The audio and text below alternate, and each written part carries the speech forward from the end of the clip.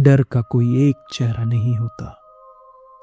कभी यह आपके आस पास की हवा में होता है, कभी उन खामोश रास्तों पर, और कभी खुद आपके दिमाग के अंदर। स्वागत है द रेड लैंटर्न में। यहाँ हम किसी एक शैली में नहीं बंधते, हम उस हर चीज को टटोलते हैं जो आपको सोचने पर और सहमने पर मजबूर कर दे। चाहे वो दुनिया के उस पार का सच हो या इंसान की फितरत का अंधेरा, हम हर परत खोलेंगे। अगर आप तैयार हैं हर तरह के रहस्य से मिलने के लिए, तो वीडियो को लाइक करें, इस सफ़र को शेयर करें और द रेड लैंटर्न को सब्सक्राइब करें, क्योंकि जब द रेड लैंटर्न जलती है तो बस वही दिखता है जो सच है।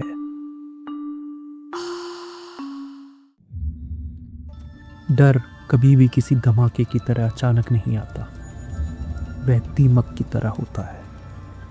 वह एक छोटे से सवाल के रूप में रेंगता है, फिर शक बनकर दीवारों को खोखला करता है और अंत में एक ऐसी सच्चाई बन जाता है जिसके आगे लोग अपना सिर झुका देते हैं। तो चलिए शुरू करते हैं आज की कहानी से, जो मेरे गांव आसावाला के हनुमानगढ़ मंदिर की है। मेरा नाम विक्की बागड़ा है। 32 साल का हूँ, पेशे से कंप्यूटर इंजीनियर। बेंगलुरु की एक बड़ी टेक कंपनी में मेरा काम हज़ारों लाइनों के कोड में उस एक बग को ढूंढना है जो पूरे सिस्टम को क्रैश कर रहा है। मैं डेटा और पैटर्न में जीता हूँ। जब मैं छुट्टियों में अपने गांव लौटा तो मुझे अंदाज़ा नहीं था कि मुझे कंप्यूटर स्क्रीन नहीं बल्कि अपनी गांव की मिट्टी में एक बग ढूंढना पड़ेगा। आसावाला के भारी छोर पर एक ऊंचे टीले पर हनुमानगढ़ का प्राचीन मंदिर है। वह मंदिर सिर्फ ईंट पत्थर का ढांचा नहीं बल्कि हमारे गांव की आत्मा था, लेकिन वक्त की मार ने उसे कमज़ोर कर दिया था। दीवारों में दरारें थी, छत झुकने लगी थी। पंचायत का फैसला साफ था, मंदिर का पुनर्निर्माण होगा और साथ में एक बड़ी धर्मशाला भी बनेगी। यहीं से सिस्टम में गड़बड़ी शुरू हुई। वह दोपहर मुझे अच्छी तरह याद है। पंचायत बरगद के पेड़ के नीचे बैठी थी। हवा में गर्मी और तनाव दोनों थे। भीड़ में 3 चेहरे अलग चमक रहे थे। हमारे गांव के वो 3 परिवार जो गिद्धों की तरह इस प्रोजेक्ट पर नज़र गड़ाए थे। पहला, प्रताप सिंह राठौड़, जिनका काम ही था हर बात में टांग अड़ाना। वे मंच पर दहाड़ रहे थे, धर्मशाला बनाकर गांव का माहौल ख़राब करेंगे, बाहरी लोग आएंगे, गंदगी फैलाएंगे। दूसरा, महेश सोलंकी, नए ज़माने के ठेकेदार। वे चुपचाप सब सुन रहे थे, लेकिन उनकी आंखें बार बार भीड़ के रिस्पॉन्स को स्कैन कर रही थी।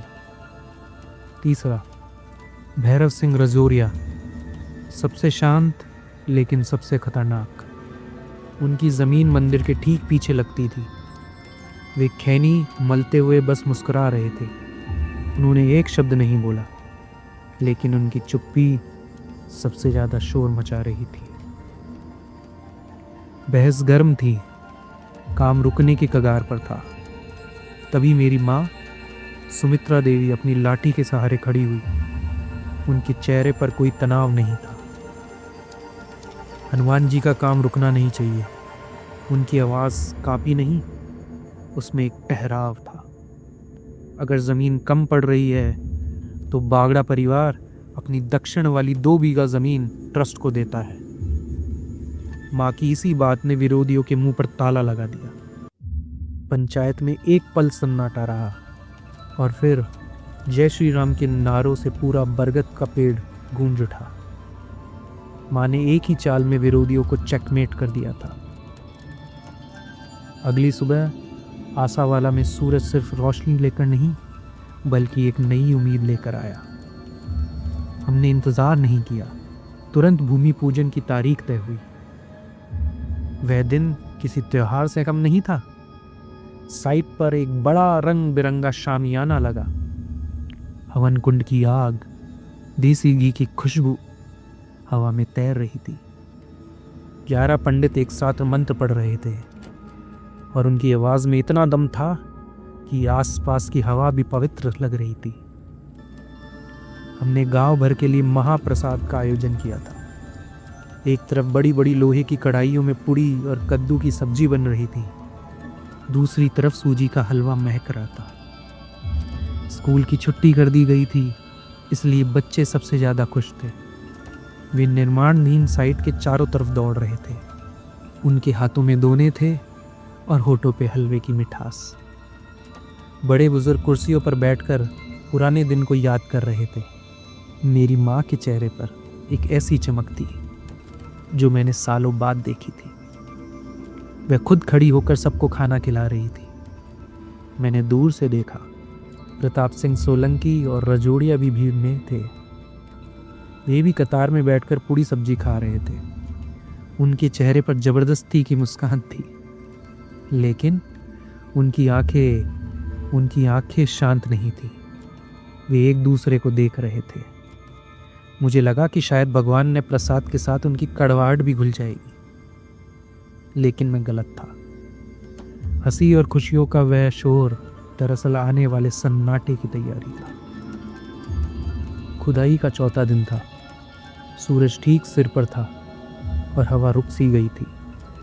चारों तरफ सिर्फ फावड़ों के चलने की खचखच और मजदूरों की भारी सांसों की आवाज़ थी। अचानक एक अलग आवाज़ आई, टन। यह पत्थर से टकराने की आवाज़ नहीं थी, यह धातु की आवाज़ थी, खोखली और गूंजने वाली। रामू काका का हाथ रुक गया। उन्होंने बाकियों को इशारा किया। धीरे धीरे मिट्टी हटाई गई। लगभग 2 फीट नीचे एक जंग लगा लोहे का संदूक दिखाई दिया। उसे बाहर निकाला गया। संदूक पुराना लग रहा था। उस पर अजीब से सिंदूर के निशान थे। जैसे ही ढक्कन खोला गया, एक सड़ी हुई गंध हवा में फैल गई। अंदर का नज़ारा देखकर मजदूर पीछे हट गए। एक काले कपड़े में लिपटी हुई एक चीज थी। पास में सूखे हुए नींबू जिनमें जंग लगी कीलें चुबोई गई थी और कुछ जले हुए बाल थे। यह बंधन है, भीड़ में से एक बुजुर्ग महिला कांपती आवाज में बोली। किसी ने मंदिर बनने से रोकने के लिए जमीन शापित कर दी है। अगर हमने इसे छेड़ा तो अनर्थ हो जाएगा।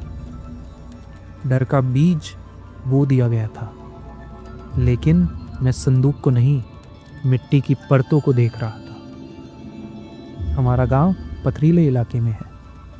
यहाँ की ज़मीन इतनी सख्त है कि उसे खोदने के लिए मशीनों की ज़रूरत पड़ती है।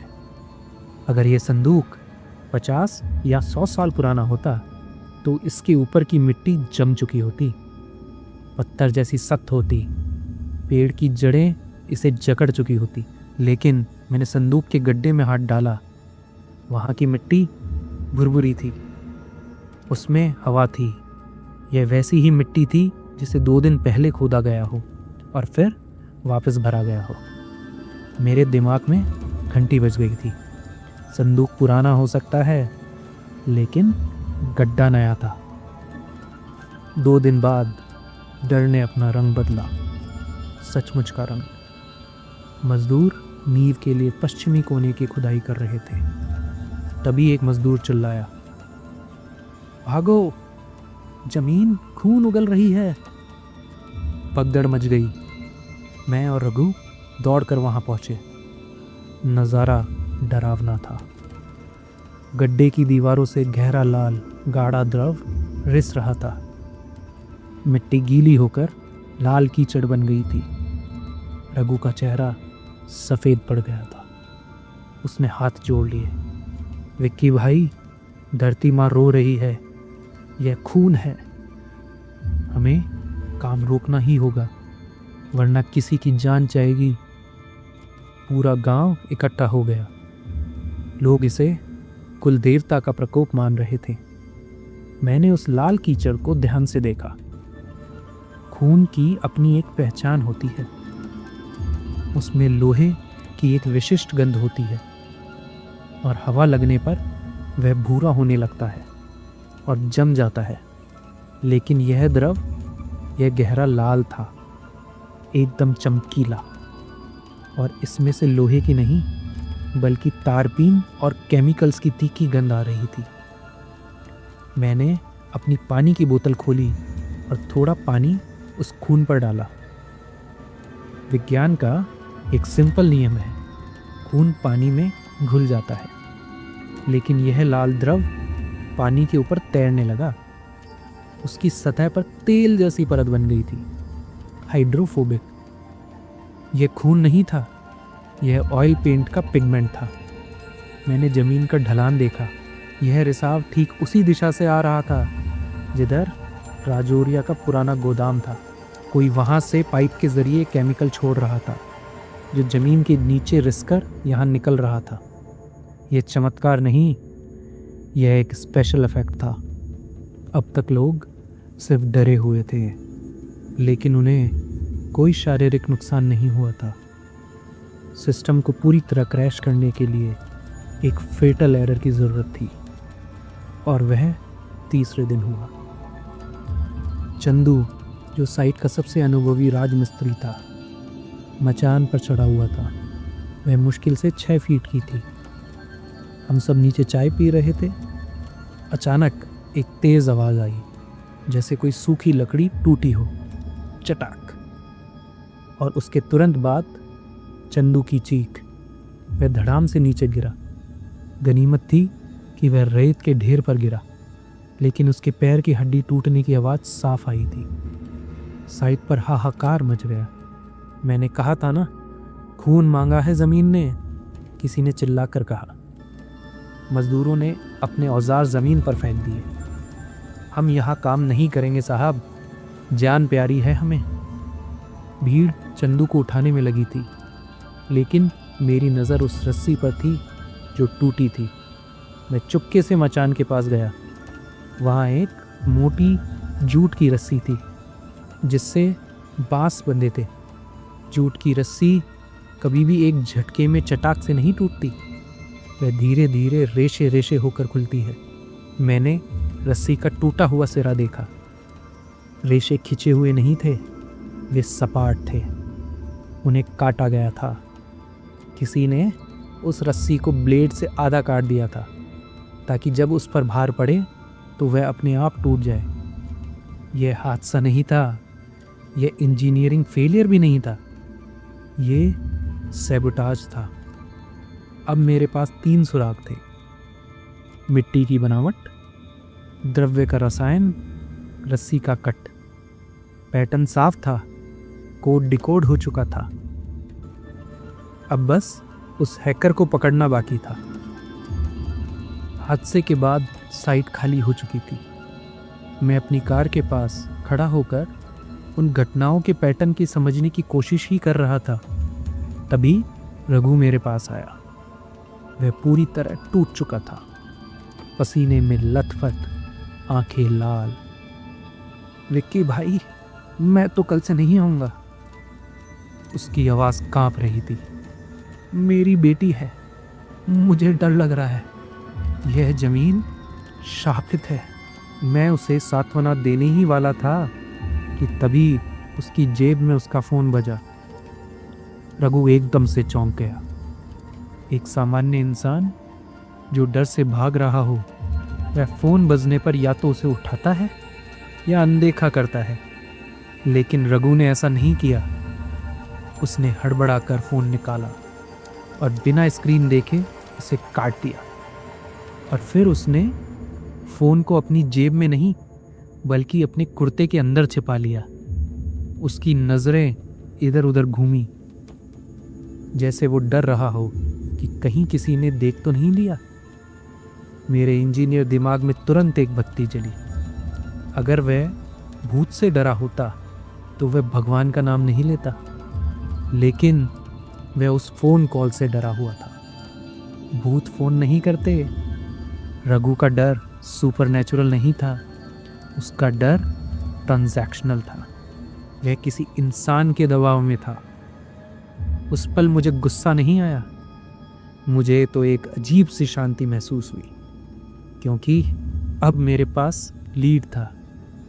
फिर मैंने रघु से कहा, डर तो मुझे भी लगता है रघु। मैंने सहानुभूति का नाटक करते हुए कहा, अच्छा भाई अपना फ़ोन दे, मेरा फ़ोन डिस्चार्ज हो गया है और मुझे घर पे एक अर्जेंट कॉल करनी है। रघु थोड़ा हिचकिचाया। उसने अपने कुर्ते पर हाथ रखा और बोला, विक्की भैया बैलेंस नहीं है। अरे मुझे सिर्फ एक मिस कॉल मारनी है। मैंने हाथ आगे बढ़ा दिया। ना चाहते हुए भी उसे फ़ोन देना पड़ा। उसका फ़ोन एक पुराना एंड्रॉयड था। मैं कार की आड़ में गया। मैंने कॉल नहीं की। मैंने उसके फ़ोन में एक hidden voice recorder app activate कर दिया, जो कि उसके फ़ोन की रिकॉर्डिंग्स मेरे फ़ोन में भेज देता था। उसके बाद मैंने रघु को फ़ोन दे दिया। रख ले भाई, मैंने फ़ोन वापस देते हुए कहा। तुझे अब भी साइट पर आना ही होगा। तेरे पैसों का इंतज़ाम हो जाएगा, सिर्फ हाज़िरी लगाने आ जाना। बस ये फ़ोन हमेशा अपनी ऊपर वाली जेब में ही रखना। रघु चला गया, यह सोचते हुए कि मैं उसकी मदद कर रहा हूँ, लेकिन असल में वह अब मेरा चलते फिरते सर्वेलेंस कैमरा बन चुका था। 3 दिन तक सन्नाटा रिकॉर्ड हुआ, लेकिन चौथे दिन की शाम उसे एक कॉल आया और उसे गांव के बाहर बुलाया गया। मैंने रिकॉर्डिंग सुनी और सच सामने आ गया। अगली सुबह की पंचायत आम दिनों जैसी नहीं थी। बरगद के पेड़ के नीचे बैठने की जगह नहीं बची थी। हवा में उमस थी और लोगों के चेहरे पर गुस्सा। माहौल ऐसा था जैसे बारूद का ढेर बिछा दिया गया हो। बस एक चिंगारी की जरूरत थी। प्रताप सिंह राठौड़ मंच के बीचों बीच खड़ा था, हाथ हवा में लहराते हुए, चिल्लाते हुए, और कितने सबूत चाहिए? जमीन खून उगल रही है, लोगों की हड्डियां टूट रही है। अगर आज काम नहीं रोका गया तो कल गांव के बच्चों पे आफत आएगी। भीड़ ने सहमति में शोर मचाया, काम बंद करो, काम बंद करो। माँ कोने में बैठी थी। उनका चेहरा उतर चुका था, मानो वह हार मान चुकी थी। मैं भीड़ के पीछे खड़ा था। मेरी नज़रें मंच पर नहीं, रघु पर थी। रघु पीछे सिकुड़ कर खड़ा था। उसका सिर झुका हुआ था। मैंने उसे इशारा किया। हमारी आंखों का संपर्क हुआ। मैंने पलक झपकाई और ये संकेत था कि अब समय आ गया है। मैं भीड़ को चीरते हुए आगे बढ़ा। काम बंद होगा, मैंने तेज आवाज में कहा। पूरा शोर थम गया। प्रताप सिंह राठौड़, सोलंकी और राजौरिया के चेहरे पर एक विजयी मुस्कान आ गई। उन्हें लगा मैंने हार मान ली है, लेकिन मैंने अपनी बात जारी रखी। काम बंद करने से पहले हमें यह पूछना होगा कि भगवान हमसे क्या चाहते हैं। मैं सीधा रघु के पास गया। मैंने उसका हाथ पकड़ा और उसे खींचकर सबके सामने पंचायत के ठीक बीच में ले आया। राजौरिया की मुस्कान गायब हो गई, सोलंकी बेचैन हो गया और प्रताप सिंह राठौड़ को हलबली मच गई।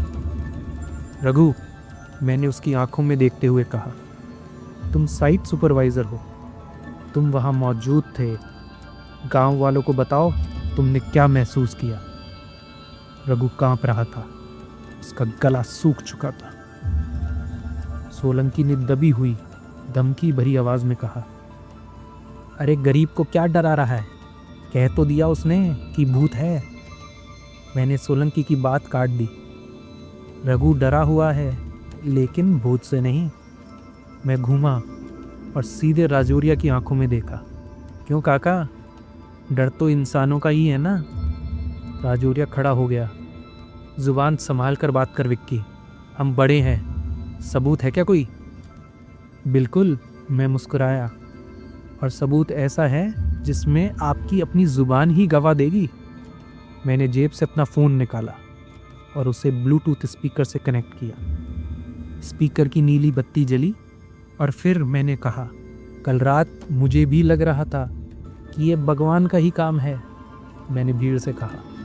फिर मैंने सोचा, भगवान जब बोलते हैं तो आकाशवाणी होती है।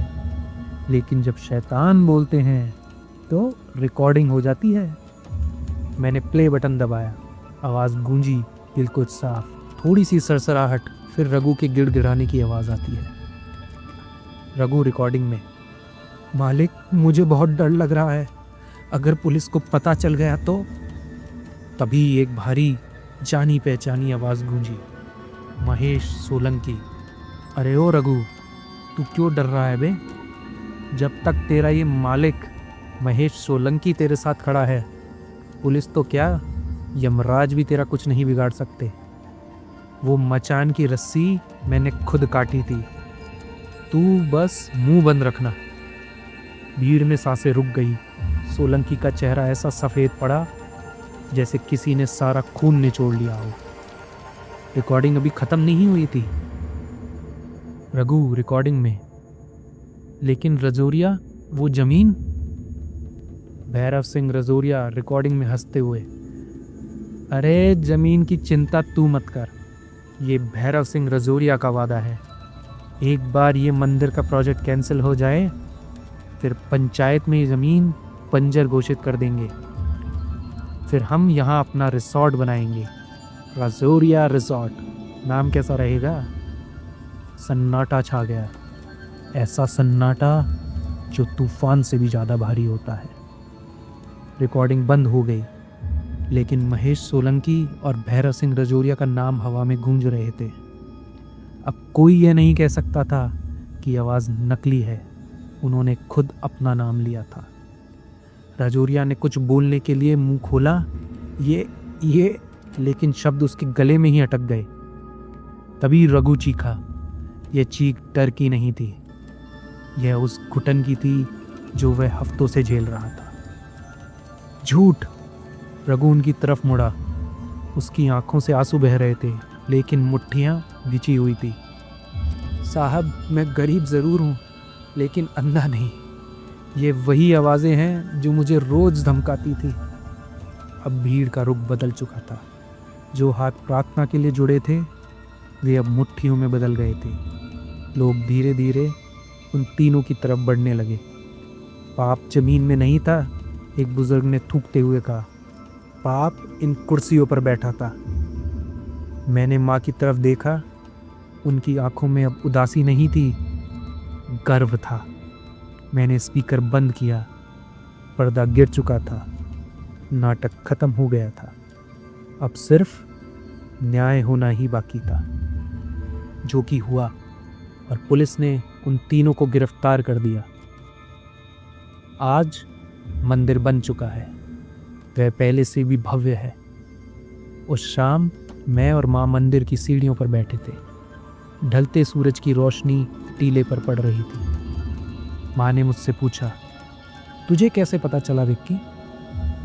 मैंने अपनी वॉच की स्क्रीन पर एक नोटिफिकेशन स्वाइप करते हुए कहा, माँ, दुनिया में दो तरह के सिस्टम होते हैं, एक वो जो भगवान चलाते हैं और एक वो जो इंसान हैक करने की कोशिश करते हैं।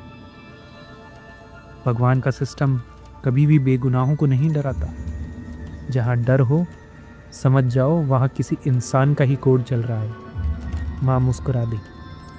आसावाला से डर जा चुका था, लेकिन मुझे पता है, लालच एक ऐसा वायरस है जो कभी पूरी तरह से डिलीट नहीं होता। वह बस नए अपडेट का इंतज़ार करता है, और जब तक वह आएगा मैं तैयार रहूँगा। ये थी विक्की बागड़ा की हनुमानगढ़ फाइल्स। उम्मीद करता हूँ आपको ये कहानी पसंद आई होगी। अगर यह कहानी आपको अच्छी लगी तो इसे लाइक करें, शेयर करें और इस चैनल को सब्सक्राइब करें, और अपने comments and feedback comment section में ज़रूर दें। इससे मुझे हौसला मिलेगा और अपनी कहानियाँ को सुधारने में और नई कहानियाँ लाने में मदद मिलेगी।